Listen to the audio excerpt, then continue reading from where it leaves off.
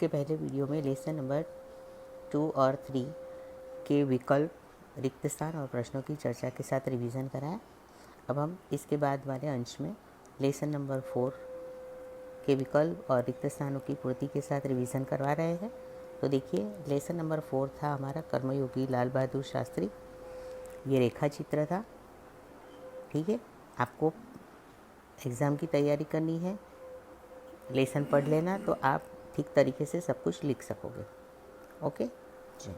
तो विकल्पों में से सही विकल्प चुनकर उसका क्रम के सामने सही या उत्तर लिखिए। पहला है, शास्त्री जी के लिए कर्म क्या था? ए धर्म, बी भक्ति, सी जीवन और डी ईश्वर। तो शास्त्री जी के लिए कर्म क्या था? डी ईश्वर। उसके बाद है सेकंड, विनम्र ही पृथ्वी का वारिस होंगे। यह उक्ति फिल इन द ब्लैंक्स की है। किसकी है? ए बाइबिल की, बी गीता, सी कुरान और डी रामायण। तो विनम्र ही पृथ्वी के वारिस होंगे, यह उक्ति बाइबिल की है। थर्ड है, शास्त्री जी ने अपनी शिक्षा कहाँ पूरी की?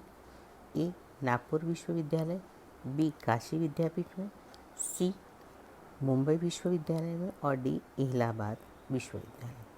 तो सही उत्तर क्या होगा? यस, बी काशी विद्यापीठ में। थर्ड है, भारत के 9वें राष्ट्रपति कौन थे? ए एपीजे अब्दुल कलाम, बी श्री शंकर दयाल शर्मा, सी सरदार जेल सिंह और डी डॉक्टर राधाकृष्णन। तो भारत के 9वें राष्ट्रपति कौन थे? तो श्री शंकर दयाल शर्मा। ओके।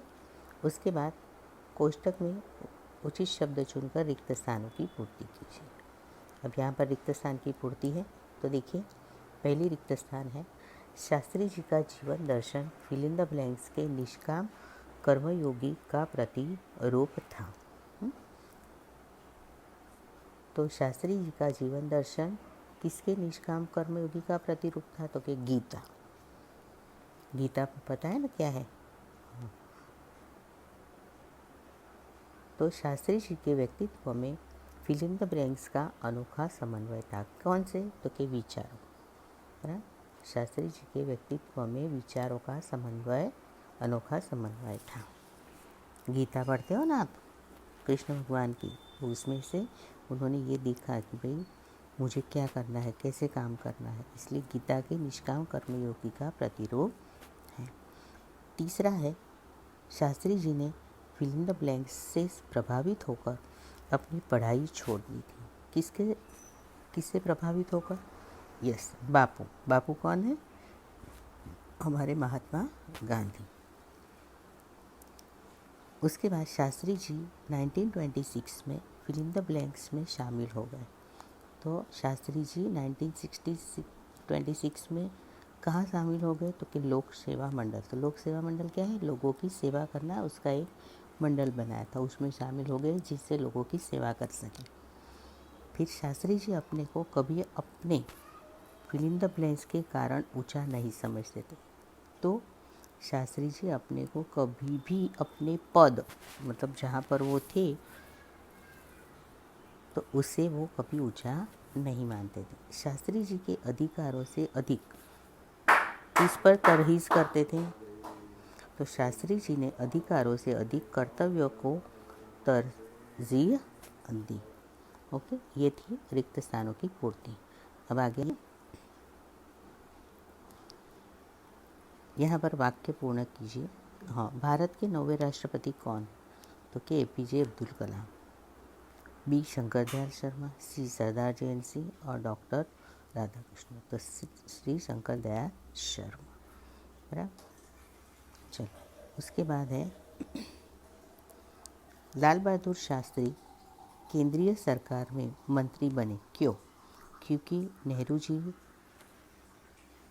ने उनसे इनके लिए अनुरोध किया, जनता ने इसके लिए मांग की थी, राष्ट्रपति ने उसके लिए सिफारिश की थी।